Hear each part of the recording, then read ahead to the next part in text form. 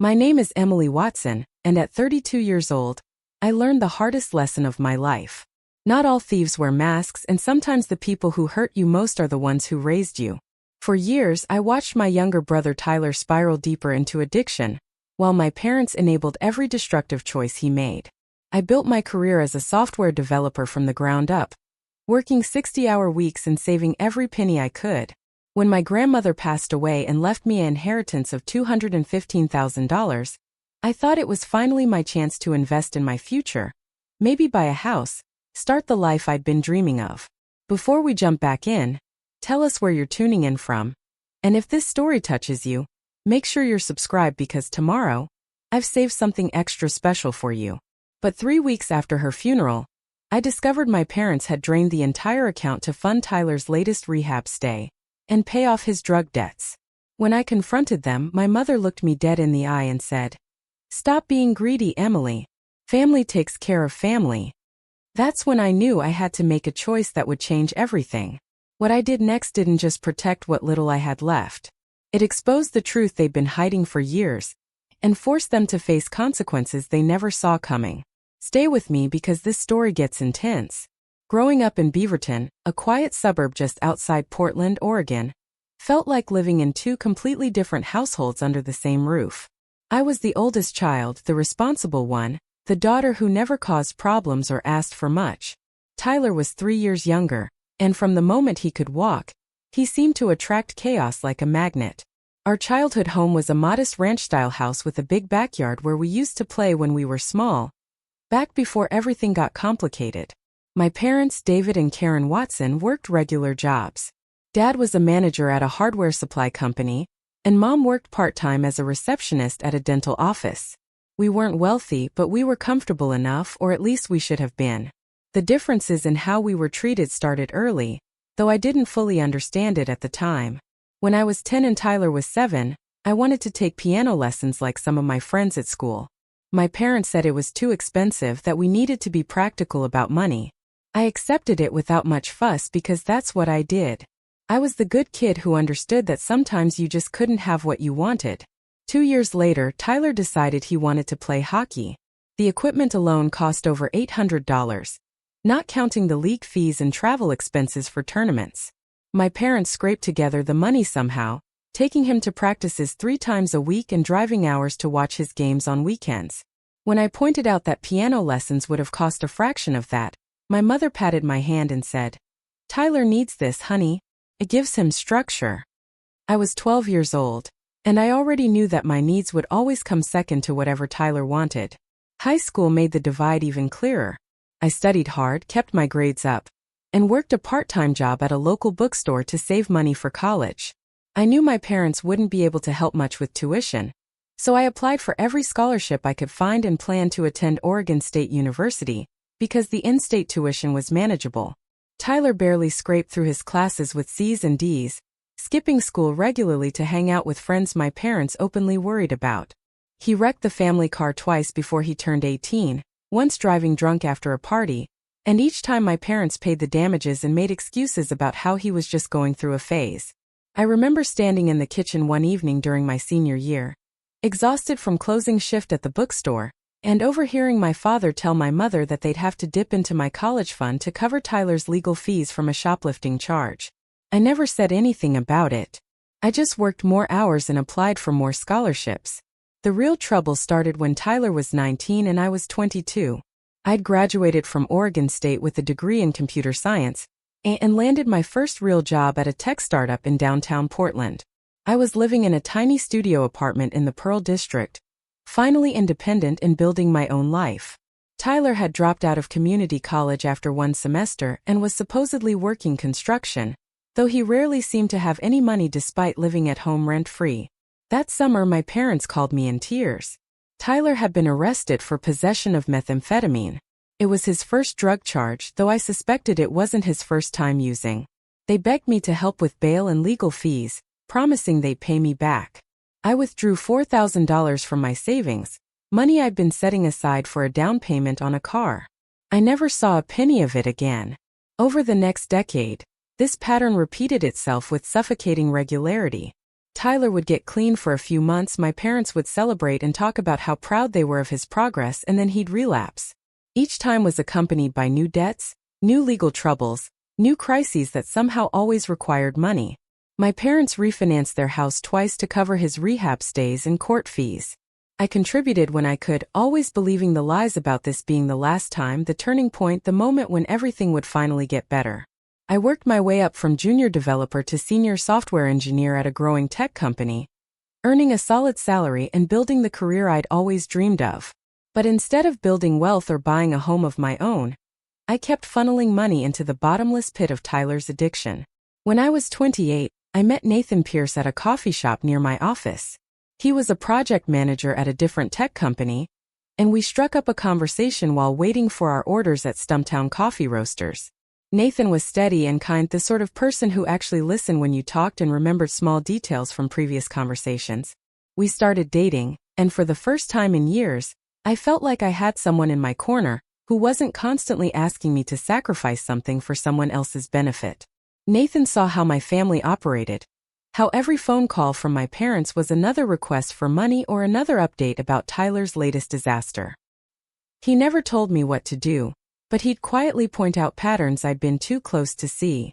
"You know it's okay to say no," he told me one evening after I'd just wired another $2,000 to cover Tyler's rent so he wouldn't get evicted. "You're not responsible for fixing him." I knew he was right, but years of conditioning don't disappear overnight. My grandmother, Dorothy, was my father's mother, and she'd always been different from my parents. She was sharp as a tack even in her 80s, with clear blue eyes that seemed to see right through any excuse or justification. Grandma Dorothy had worked as a nurse for 40 years and saved aggressively, investing wisely and living modestly in a beautiful craftsman home in Lake Oswego.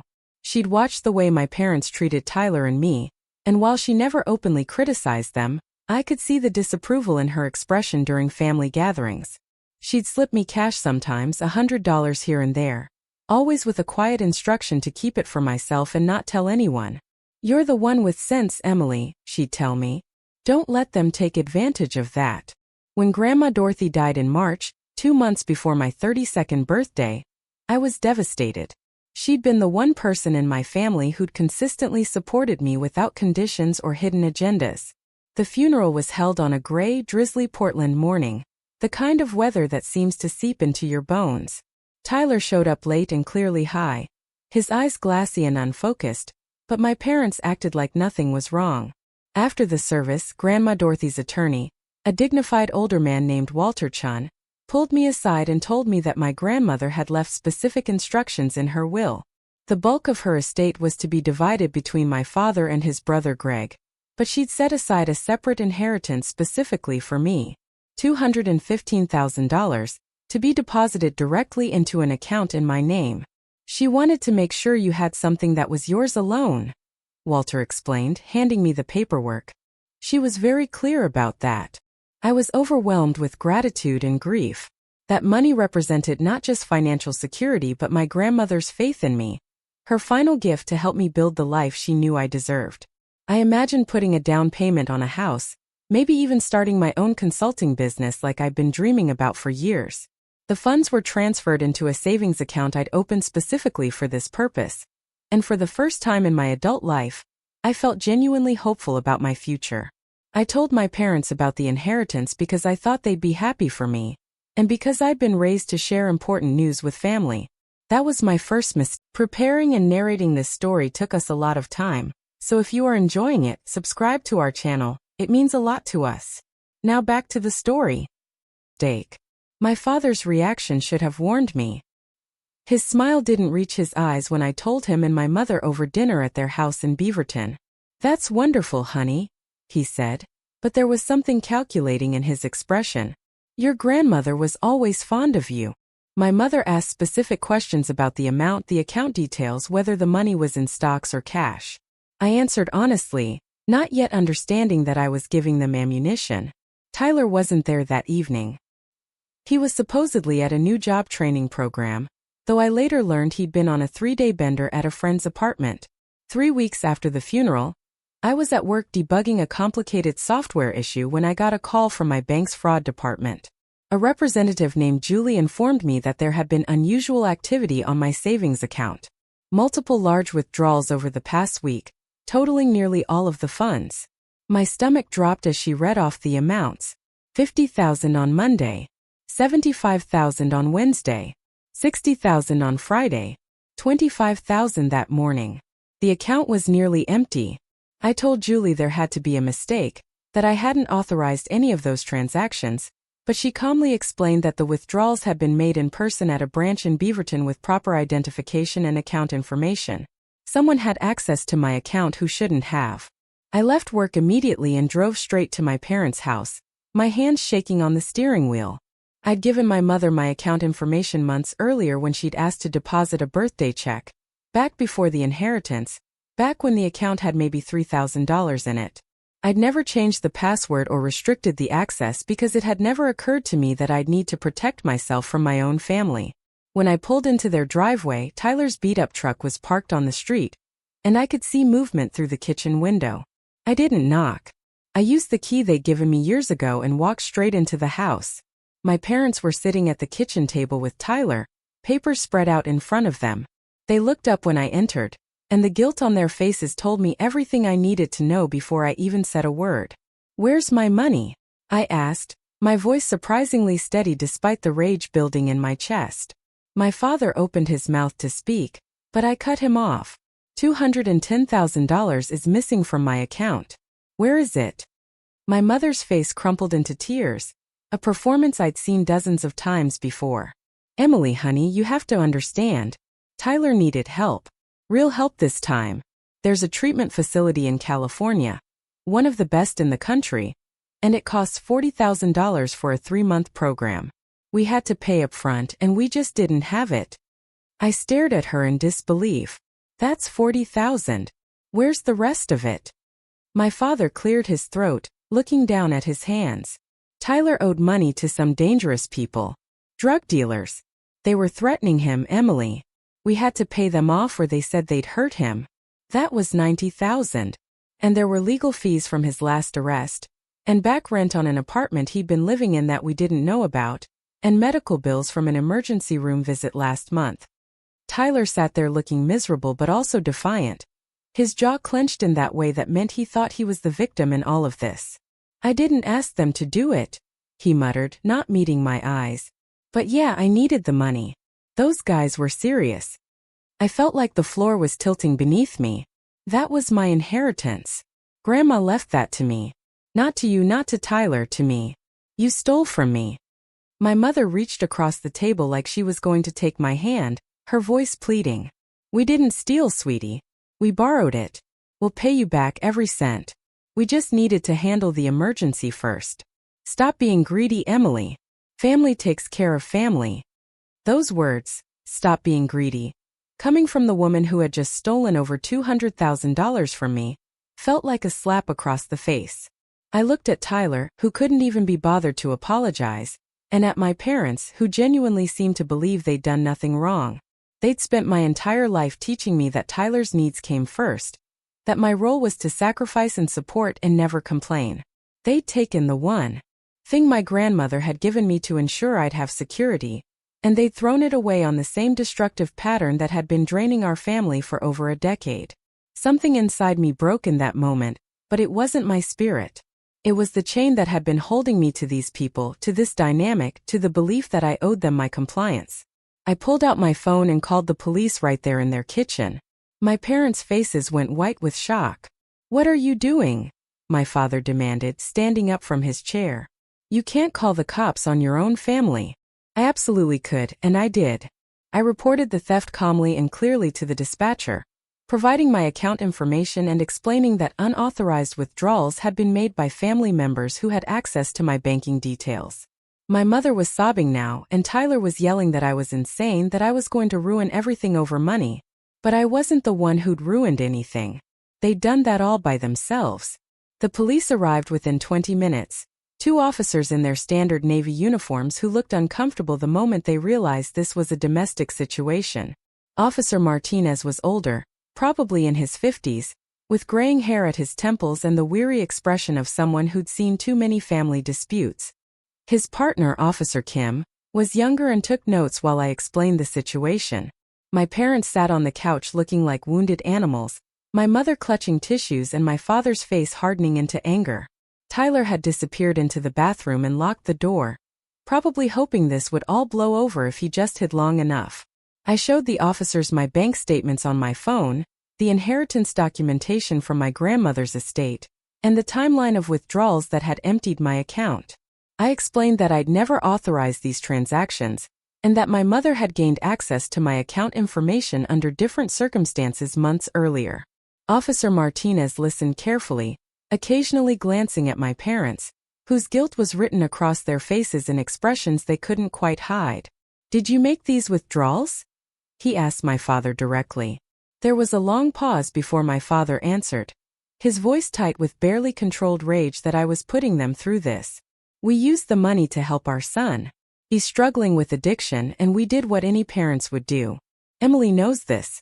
She's known about Tyler's problems for years." Officer Kim looked up from her notepad. "But did you have permission to access her account and withdraw these funds?" My mother jumped in before my father could answer, her voice shaking. "She's our daughter. We've helped her so many times over the years. We didn't think she'd mind helping her brother in a real emergency. Those people were going to hurt him." I felt my hands curl into fists at my sides. "I've given you money before when you asked. This time you didn't ask. You just took it. That's called theft." The word hung in the air like an accusation, which is exactly what it was. My father stood up from the couch, his face flushed. "You're really going to do this? Press charges against your own parents? After everything we've done for you?" Officer Martinez held up a hand. "Sir, I need you to stay calm. Let's focus on the facts here." The facts were straightforward, even if the emotions were complicated. My parents had accessed my account without authorization, and withdrawn funds that didn't belong to them. Whether they'd done it with good intentions or not didn't change the legal reality.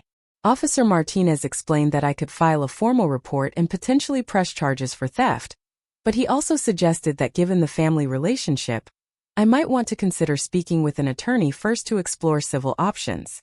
He said this gently, probably trying to give me an out from the nuclear option of criminal charges against my own parents, but I was past the point of taking the easy road. I told him I wanted to file the report. My mother started crying harder, and my father's expression shifted from anger to something that looked almost like fear.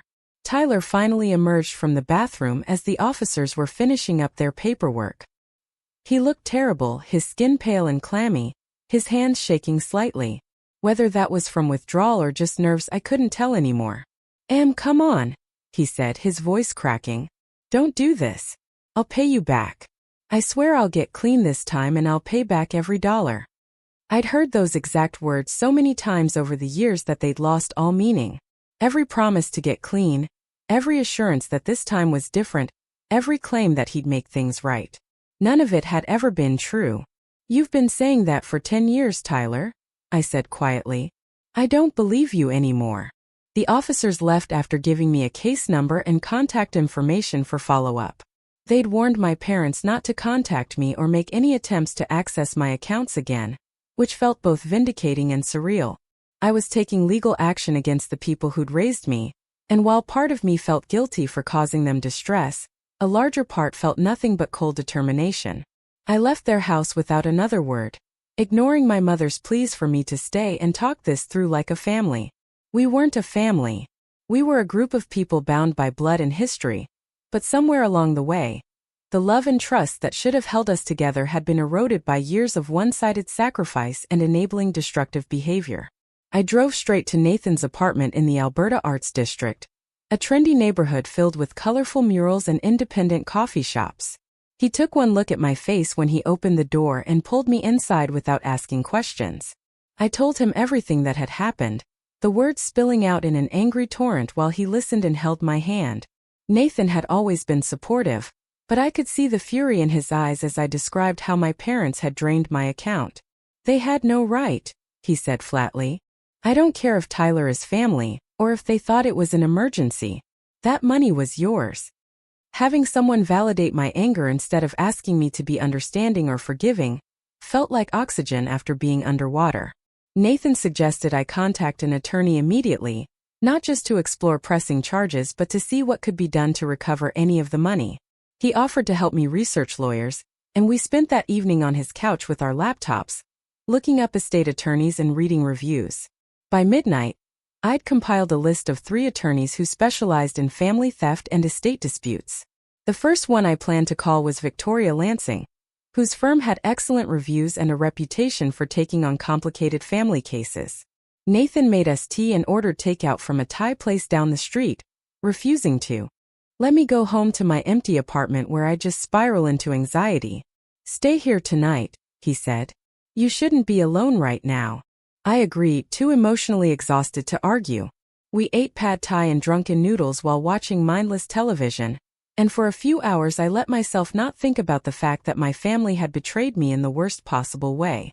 The next morning, I called Victoria Lansing's office and explained my situation to her paralegal, who scheduled an emergency consultation for that afternoon. I took the day off work, something I rarely did, and met Nathan at the law office in Pioneer Square. The building was modern and professional, all glass and steel, and Victoria's office on the 7th floor had a view of the downtown skyline. Victoria herself was in her mid-40s with sharp features and an air of competence that immediately put me at ease. She listened to my story without interrupting, taking notes on a legal pad, and when I finished she sat back in her chair and studied me for a moment. "You have a strong case," she said, "both civil and potentially criminal. The fact that they accessed your account without authorization and withdrew funds that were specifically bequeathed to you makes this relatively straightforward from a legal standpoint. The complication is that they're your parents, and these cases can get emotionally messy." I nodded, expecting this. "I understand, but I want to pursue this. I need to." Victoria asked detailed questions about the inheritance, the account access, the timeline of events, and my relationship with my family. She wanted to know if there was any documentation of previous loans or gifts that my parents might try to claim as precedent for why they felt entitled to the money. I explained the years of financial support I'd given Tyler, always under the premise of loans that were never repaid, but I'd never kept formal records because I trusted them.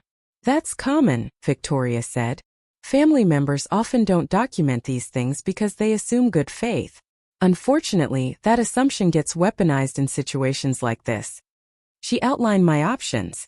I could pursue criminal charges through the police report I'd already filed, which might result in prosecution for theft. I could also file a civil lawsuit to recover the funds, which had a lower burden of proof and might be more likely to succeed. Or I could do both simultaneously. The criminal route would take longer and might not result in financial recovery even if they were convicted, but it would send a strong message. The civil route was faster and focused on getting my money back, though there was no guarantee my parents actually had the funds to repay given how much they'd already spent. Victoria recommended starting with the civil suit and letting the criminal investigation proceed in parallel. "We file for an injunction first," she explained. "We freeze any remaining assets they have and get a clear accounting of where your money went. Then we go after recovery."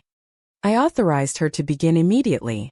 The retainer was $5,000, money I'd have to put on a credit card since my savings were gone, but it felt necessary. Nathan squeezed my hand as I signed the paperwork, his presence a steady reminder that I wasn't alone in this fight. Victoria assured me she'd have initial filings ready within 48 hours, and that she'd request an emergency hearing to freeze my parents' assets before they could hide or spend anything else. As we left her office, I felt a strange mix of relief and dread.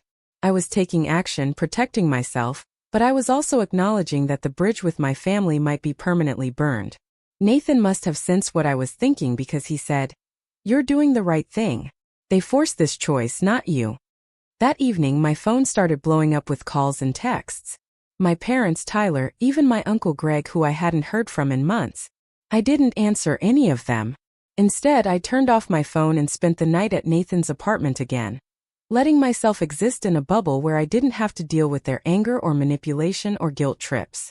Nathan ordered pizza and we watched old episodes of a comedy show we both liked, something light and distracting. He didn't push me to talk about it or process my feelings. He just let me be, which was exactly what I needed. When I finally checked my messages the next morning, there were 17 missed calls and over 30 texts, ranging from my mother's tearful pleas to my father's angry demands that I drop this nonsense immediately. Tyler's messages were the most manipulative, alternating between apologies and accusations that I was destroying the family over money I didn't even need. Uncle Greg's message was different. He'd written, "Emily, I heard what happened. I'm sorry. Your grandmother would be proud of you for standing up for yourself. Call me when you're ready." Greg had always been the black sheep of the family, the one who distanced himself from my parents' drama years ago. He lived in Seattle now and only came down for major holidays, and even then you could see the tension between him and my father. I saved his message to respond to later, when I had the emotional energy to deal with family members who actually seemed to care about me as a person rather than as a resource to be exploited. The others I deleted without responding.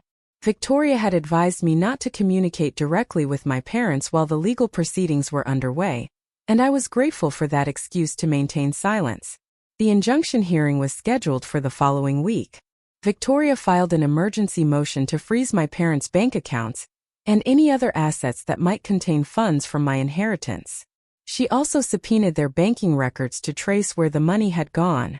I had to provide a detailed affidavit describing the theft, the family history, and why I believed my parents would continue to spend or hide assets if given the opportunity. Writing it all out in formal legal language made the situation feel both more real and more surreal.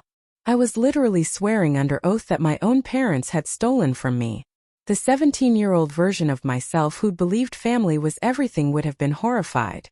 The 32-year-old woman I'd become just felt tired and determined. Work became my refuge during this period.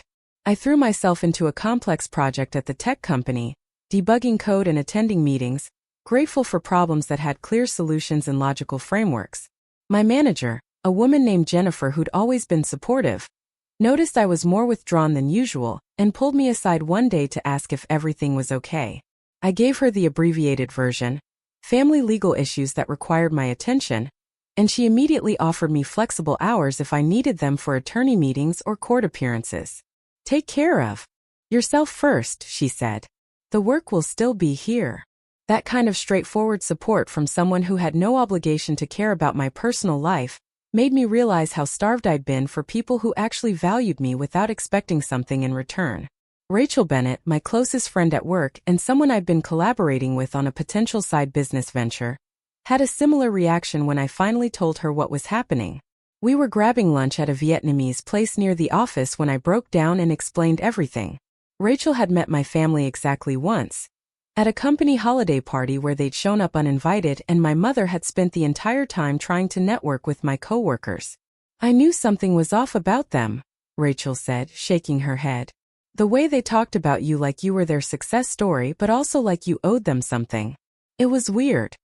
She offered to be a character witness if needed, to testify about my work ethic and financial responsibility, anything that might help my case. I was moved by her immediate support. This woman who'd only known me for 2 years but was willing to stand up for me against my own family. The night before the injunction hearing, I barely slept. Nathan stayed up with me, talking through what I could expect in court, and reassuring me that I was prepared. Victoria had coached me on how to present myself, to stay calm and factual, to let the evidence speak for itself. She'd warned me that my parents would likely bring their own attorney, and that they'd try to paint me as vindictive or greedy, turning my own words against me. "They'll say you're tearing the family apart over money," she told me during our prep session. "They'll claim you've always resented Tyler, and that this is revenge. Don't take the bait. Stick to the facts. They took money that wasn't theirs without permission. That's theft, regardless of their justification." The hearing was held in Multnomah County Court, an imposing building downtown with marble floors and high ceilings that echoed with the sound of footsteps and hushed conversations. I arrived early with Victoria and Nathan, who'd taken the morning off work to support me. My parents were already there with their attorney, a middle-aged man in an expensive suit who looked confident and well-prepared. Tyler sat between them looking miserable, dressed in khakis and a button-down shirt that I suspected my mother had forced him to wear. This was the first time I'd seen them since the confrontation in their kitchen, and the sight of them sitting together, united against me, made my chest tighten with an emotion I couldn't quite name. It wasn't sadness exactly or anger. It was something closer to grief for a relationship that had never actually existed the way I'd wanted it to. Judge Anderson was a woman in her 60s with silver hair and reading glasses perched on her nose. She reviewed the filings while we all stood in silence, then looked up and asked Victoria to present our case.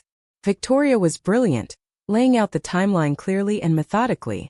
The inheritance from my grandmother, specifically designated for me in her will. The transfer of funds into my personal account. The unauthorized withdrawals made by my mother using account information I'd provided for a different purpose. The admission from my parents that they'd taken the money to pay for Tyler's rehab and drug debts. She presented bank statements, the police report, and my grandmother's will, each document adding weight to our argument. Your Honor, Victoria concluded, this is a straightforward case of theft. The defendants had no legal right to these funds, and they accessed them without Ms. Watson's knowledge or consent. We're requesting an immediate freeze on their assets to prevent further dissipation of the stolen funds, and a full accounting of where the money went. My parents' attorney stood and presented their counter-argument, exactly as Victoria had predicted. He painted me as the ungrateful daughter who turned her back on family in a time of crisis. He emphasized Tyler's addiction as a medical emergency that required immediate intervention, framing my parents' actions as desperate but loving. He claimed that I'd given my family financial support many times before, establishing a pattern that suggested I wouldn't have objected to this use of funds if I'd been asked. He even suggested that my grandmother's inheritance was meant to benefit the whole family, not just me, conveniently ignoring the explicit language in her will. Your Honor, he said, his voice smooth and practiced. This is a family disagreement being weaponized through the legal system. Ms. Watson's parents acted out of love and fear for their son's life. They fully intend to repay the money once they're able. To freeze their assets now would cause undue hardship and accomplish nothing except punishing them for trying to save their child. Judge Anderson listened to both sides, asked a few clarifying questions, and then made her ruling. She granted our motion to freeze my parents' remaining bank accounts pending a full hearing on the merits of the case. She also ordered them to provide a complete accounting of how my inheritance money had been spent within 2 weeks. Her reasoning was clear and firm. Regardless of the family relationship or the circumstances that motivated the defendants' actions, they admitted to accessing funds that did not belong to them without authorization. That meets the legal definition of theft. The court will determine appropriate remedies once we have a complete picture of the financial situation, but in the meantime, the assets will be preserved. My father's face went red, and I could see him whispering angrily to his attorney. My mother was crying again, pressing a tissue to her eyes. Tyler just looked defeated, slumped in his chair like he'd given up on everything. As we filed out of the courtroom, my mother tried to approach me in the hallway. Emily, please, she said, reaching for my arm. Victoria stepped between us smoothly, her voice professional but firm. Mrs. Watson, I advise you not to contact my client directly. All communication should go through legal counsel. My mother's face crumpled, but she backed away. My father just stared at me with an expression of pure betrayal, as if I were the one who'd done something unforgivable. Tyler wouldn't even look at me. Nathan guided me toward the exit, his hand on my lower back, and we left the courthouse without looking back. Outside in the gray Portland drizzle, I took a deep breath of cool air and felt something shift inside me. It wasn't relief exactly, but it was movement forward, progress toward reclaiming what had been taken from me. Over the next 2 weeks, the full scope of where my money had gone became painfully clear through the financial accounting my parents were forced to provide.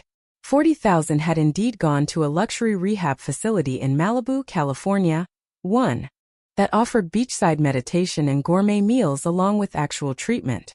Tyler had lasted exactly 11 days before checking himself out and returning to Portland. Another $90,000 had been paid to various drug dealers to clear Tyler's debts, though there was no documentation of exactly who received that money or whether the debts were even legitimate. $30,000 had gone to a criminal defense attorney for Tyler's latest charges. $25,000 had been used to pay off my parents' credit cards, which they'd maxed out supporting Tyler over the previous year. $15,000 had covered back rent and deposits for apartments Tyler had been evicted from. The remaining $15,000 had been spent on what the accounting vaguely described as living expenses and miscellaneous costs, which I suspected meant they just absorbed it into their regular spending without tracking it. Looking at the breakdown made me feel physically ill. My grandmother's careful savings, money she'd accumulated through decades of hard work and smart investing, had been burned through in less than a month on problems that would never actually be solved. Tyler was already using again, according to Uncle Greg, who'd heard through family gossip that he'd been spotted at known drug houses in North Portland. The fancy rehab had accomplished nothing except giving my parents a false sense that they'd done something meaningful. The drug dealers had been paid off, but Tyler would just accumulate new debts. The pattern would continue exactly as it always had, except now I was $200,000 poorer and had no family left to speak of. Victoria filed for full restitution and damages, though she was honest about our chances of actually collecting. Your parents' accounts have about $12,000 left between them, she told me during a meeting in her office. They've still got equity in their house, maybe $150,000 if they sold, but forcing a sale is complicated and takes time. We can get a judgment against them, garnish wages if they're employed, but realistically you're looking at recovering a fraction of what was taken, and it'll be over years, not months. I told her to pursue it anyway. This wasn't just about the money anymore, though I desperately needed it. It was about accountability, about drawing a line and saying that what they'd done was wrong and had consequences. The judgment would follow them, impact their credit, make it harder for them to continue enabling Tyler's destruction. Maybe it wouldn't change anything, but at least I'd know I hadn't just rolled over and accepted being victimized by my own family. The civil trial was scheduled for 3 months out, and in the meantime I had to figure out how to rebuild my life with nothing in savings and a legal bill that kept growing. I'd put the attorney fees on credit cards, something I'd always avoided, and I was back to living paycheck to paycheck for the first time since my early 20s. The future I'd been planning, the house, the security, the potential business venture with Rachel, all of it felt impossibly far away now. But something unexpected was happening alongside the financial devastation. I was discovering who my real support system actually was, and it looked nothing like the family I'd been born into. Nathan had been unwavering, showing up for every court date, staying up late with me when anxiety kept me awake, reminding me that I was worth fighting for.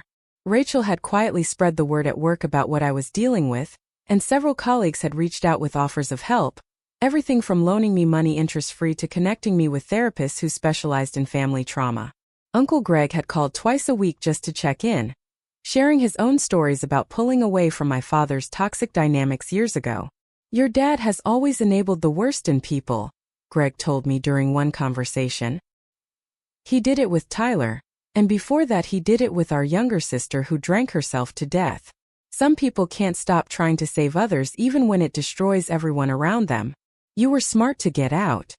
One evening about 6 weeks after the initial theft, I was having dinner with Nathan at his place when he brought up something we'd been dancing around for months. "Move in with me," he said, setting down his fork and looking at me seriously. "You're here most nights anyway, and your lease is up in 2 months. It would save you money, and honestly I like having you around. I know the timing isn't great with everything else going on, but I think we should do it." I was surprised by how much relief I felt at his offer. Moving in together was a big step, one I might have hesitated over under normal circumstances, but nothing about my life was normal anymore. Nathan represented stability and genuine care, the kind of partnership I'd never seen modeled in my parents' marriage. "Are you sure?" I asked, needing to hear him confirm it. "I'm kind of a mess right now, and this situation with my family might drag on for a while." He reached across the table and took my hand. "I'm sure. We're a team. Let's act like it." I moved into Nathan's apartment in early June, downsizing from my studio and getting rid of furniture I didn't need. It felt symbolic somehow, shedding the physical remnants of my old life and stepping into something new. Rachel helped me pack and move, turning it into a girls' day with pizza and playlist of 90s music we sang along to badly. She'd become one of my closest friends through this ordeal, the kind of person who showed up without being asked and knew when I needed distraction versus when I needed to vent. As we loaded boxes into her car, she mentioned the business idea we'd been developing before everything fell apart. "I know you've got a lot on your plate," she said carefully, "but I think we should still move forward with the consulting company. Maybe even more so now." You could use the additional income stream, and I really believe in what we're building. I'd almost forgotten about our plans to start a tech consulting business focused on helping small companies implement efficient software solutions. Rachel had the business development skills and client connections, while I had the technical expertise. We'd sketched out a business plan months ago, but I'd shelved it when the inheritance drama exploded. You really think this is a good time? I asked, skeptical about taking on anything else. Rachel shrugged. I think waiting for the perfect time means you never start. Besides, what else are you going to do? Let your parents' choices dictate your entire future? That seems like letting them win. She had a point. I'd been so focused on the legal battle and the emotional fallout that I'd stopped thinking about building anything new. Maybe that was exactly what I needed. Something forward-looking and positive to balance out all the destruction and anger. Rachel and I started meeting twice a week after work, refining our business plan and reaching out to potential clients in our network. We registered Bennett Watson Consulting as an LLC, splitting the modest filing fees, and built a simple website showcasing our combined experience.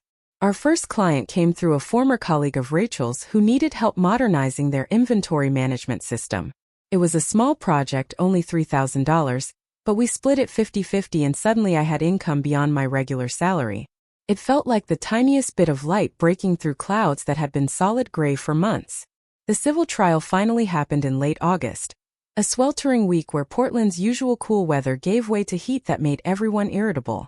The courtroom was stuffy despite the air conditioning, and I sat next to Victoria watching my parents' attorney try to paint them as victims of circumstance.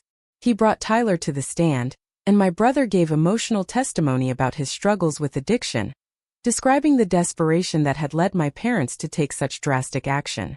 Tyler cried on the stand, his voice breaking as he talked about wanting to get clean and how grateful he was to our parents for trying to save him. It was a performance designed to generate sympathy, and I could see it working on some of the people in the courtroom. The judge, however, remained impassive, taking notes and asking occasional questions that suggested she wasn't buying the sob story. When it was my turn to testify, Victoria walked me through the history methodically. The years of financial support I provided to Tyler and my parents, always promised as loans but never repaid. The specific circumstances of the inheritance, including my grandmother's clear intention that the money be mine alone. The discovery of the theft and my parents' admission that they'd taken the money. The financial devastation it had caused me personally. I kept my voice steady and my answers factual, refusing to let emotion turn me into the hysterical daughter they wanted to portray. My parents' attorney tried to rattle me during cross-examination, asking why I hadn't offered to help Tyler myself if I cared about his well-being, implying that my pursuit of legal action proved I'd never really loved my family. I looked him directly in the eye and said, "I've been helping Tyler for 10 years. I've given thousands of dollars, driven him to appointments, bailed him out of jail, covered his rent. None of it made any difference because you can't help someone who won't help themselves. What my parents did wasn't help. It was enabling and it was theft." The judge's ruling came 2 days later. She found in my favor on all counts, determining that my parents had indeed committed theft and ordering them to pay full restitution of $215,000 plus legal fees and damages, bringing the total judgment to just over $240,000. She also issued a stern lecture from the bench about how good intentions don't excuse illegal actions, and that family relationships don't grant permission to take what isn't yours. My mother sobbed throughout the ruling, and my father sat stone-faced, his jaw clenched so tight I could see the muscles working. Tyler wasn't even there. He'd apparently relapsed hard after his testimony, and was currently in the emergency room at Emmanuel Hospital being treated for an overdose.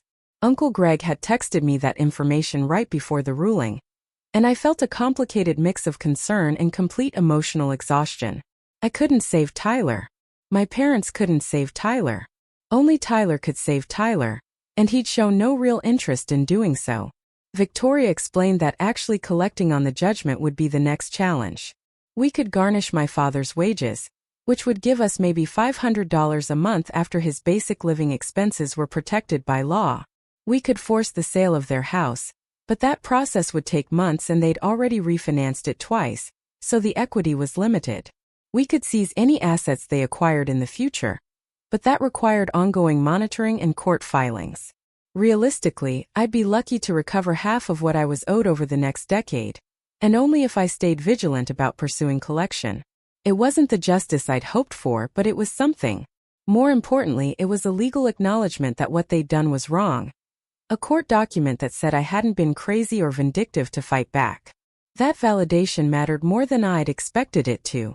In the months following the trial, my life began to stabilize into a new normal. Nathan and I settled into living together, developing rhythms and routines that felt comfortable and sustainable. He made coffee in the mornings while I took the first shower. We took turns cooking dinner and had a standing Sunday brunch tradition at a diner near his apartment where the pancakes were enormous and the coffee never stopped flowing. Bennett Watson Consulting was growing steadily, taking on more clients and generating enough income that Rachel and I were talking about whether one or both of us could eventually go full-time with the business.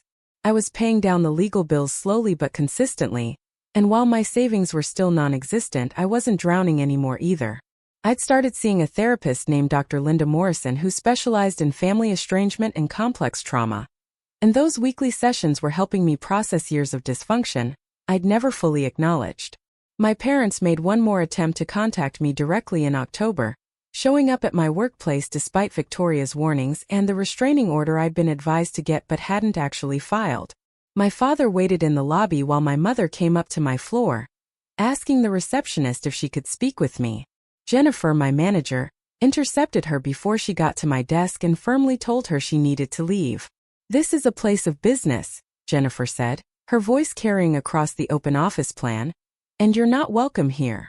My mother tried to argue, saying she just needed 5 minutes to talk to her daughter, but Jennifer didn't budge. She called building security, and they escorted both my parents out.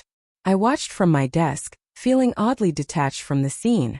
There was no anger or hurt, just a distant recognition that these people no longer had power over me. Jennifer checked on me afterward, making sure I was okay, and I assured her I was fine. And I actually was. The restraining order came through in November after my parents' workplace visit. Victoria filed it immediately, and the judge granted a temporary order that prohibited them from coming within 500 feet of me, my home or my workplace. The hearing to make it permanent was scheduled for 3 weeks later, and my parents actually showed up with their attorney to contest it. They argued that they weren't a threat to me, that they just wanted to reconcile and work out a payment arrangement for the judgment. Their attorney painted them as heartbroken parents who'd made a mistake and were being punished excessively for trying to save their son's life. The judge wasn't moved. She pointed out that they'd violated legal boundaries by showing up at my workplace after being explicitly told not to contact me, and that their financial obligation didn't give them the right to harass me. The permanent restraining order was granted for 3 years, with the possibility of renewal if they violated its terms. Tyler ended up in a state-funded rehab program after his overdose, court-ordered as part of a plea deal for his latest drug charges. Uncle Greg kept me loosely updated without my asking, respecting my boundaries but also knowing I'd want to hear if something major happened. According to Greg, Tyler was going through the motions at rehab but wasn't really engaging with treatment. He'd already been written up twice for breaking rules, and was on thin ice with the program administrators. My parents visited him every week, driving 2 hours each way to the facility in Salem, still pouring their energy into trying to fix someone who didn't want to be fixed. Greg said they'd moved out of their house in Beaverton into a small apartment in Gresham, a less expensive area east of Portland.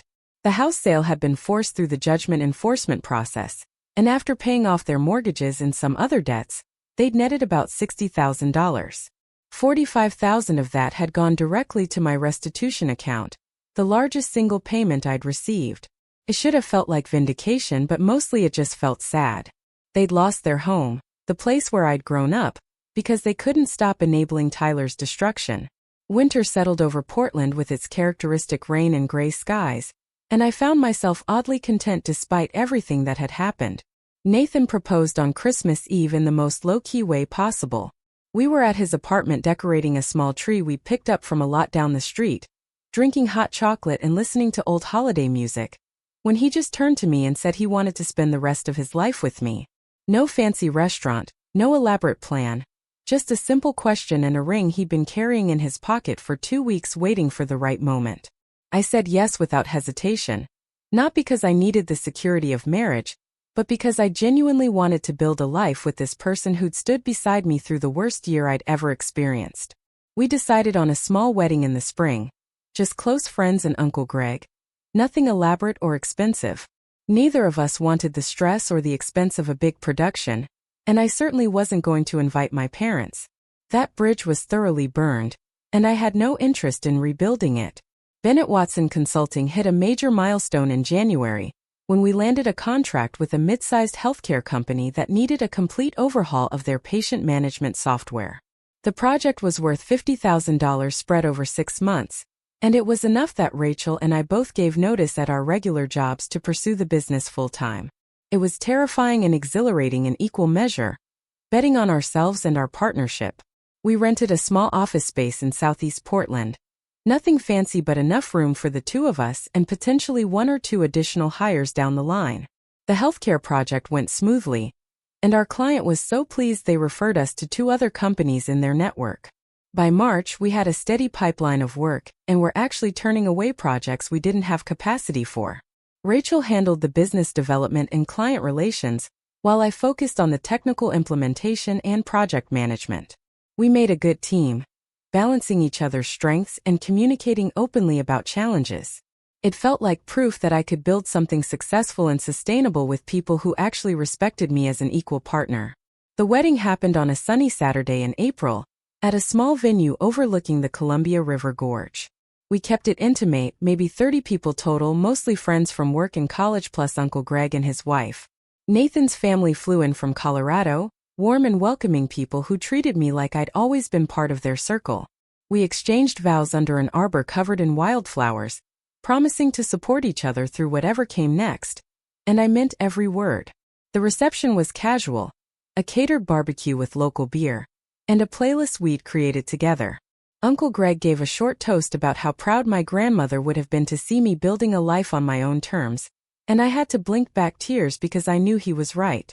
She'd wanted me to be free from the dysfunction that had defined my childhood, and I'd finally managed it even though the path had been harder than either of us could have anticipated. Dancing with Nathan as the sun set over the gorge, surrounded by people who genuinely cared about us, I felt something I hadn't experienced in years. Peace. Not the absence of problems or challenges, but the deep knowledge that I was exactly where I was supposed to be. Tyler completed his court-ordered rehab in May and promptly relapsed within 2 weeks of release. Uncle Greg called to tell me he'd been arrested again, this time for breaking into a pharmacy, and was facing serious felony charges that would likely result in prison time. My parents were apparently devastated, scrambling to find him another lawyer they couldn't afford, falling back into the same patterns that had consumed them for over a decade. Greg asked if I wanted to know more details, and I told him gently that I didn't. Tyler's story wasn't mine to fix or even to follow anymore. I tried for years to help him, given money and time and emotional energy, and none of it had made any difference. He had to hit whatever bottom he needed to hit before he'd be ready to actually change, if that moment ever came at all. Protecting my own peace meant accepting that I couldn't save him, and that his choices weren't my responsibility. It was a hard lesson, one that went against everything I'd been taught about family loyalty, but it was necessary for my survival. By summer, Nathan and I had saved enough for a down payment on a small house in the West Hills neighborhood, an older bungalow with good bones and a view of downtown Portland through the trees. It needed work, cosmetic updates mostly, but it was ours. We spent weekends painting rooms and refinishing the hardwood floors, building something together in the most literal sense. Bennett Watson Consulting continued to grow, and Rachel and I hired our first employee, a recent college graduate named Marcus who had sharp coding skills and enthusiasm that reminded me of myself at his age. The business was profitable enough that we both drew decent salaries and were building up a reserve fund for slower months. I'd recovered about $80,000 of the stolen inheritance through garnishments and the house sale proceeds, with more trickling in monthly. It wasn't everything I'd lost, and it probably never would be, but it was enough to rebuild. I'd learned that financial security wasn't just about the dollar amount in your account. It was about having control over your own resources and boundaries that protected you from people who take advantage. My parents made one final attempt to reach out in August, sending a letter through their attorney requesting a family mediation session to discuss reconciliation and a modified payment plan for the remaining judgment. Victoria called to ask how I wanted to respond, and I didn't even have to think about it. No mediation, no reconciliation. Standard collection enforcement to continue as scheduled. They'd had countless opportunities over the years to treat me with respect and consideration, and they'd chosen differently every single time. The theft of my inheritance hadn't been an isolated incident. It had been the culmination of a lifetime of taking me for granted, and I wasn't interested in giving them another chance to hurt me. Victoria drafted a response declining the mediation request and sent it off, closing that door firmly. I felt nothing but relief. Some relationships aren't worth salvaging. No matter how much history or biology connects you, knowing when to walk away isn't giving up. It's choosing yourself, and I'd finally learned that lesson the hardest possible way. Up next, you've got 2 more standout stories right on your screen. If this one hit the mark, you won't want to pass these up. Just click and check them out.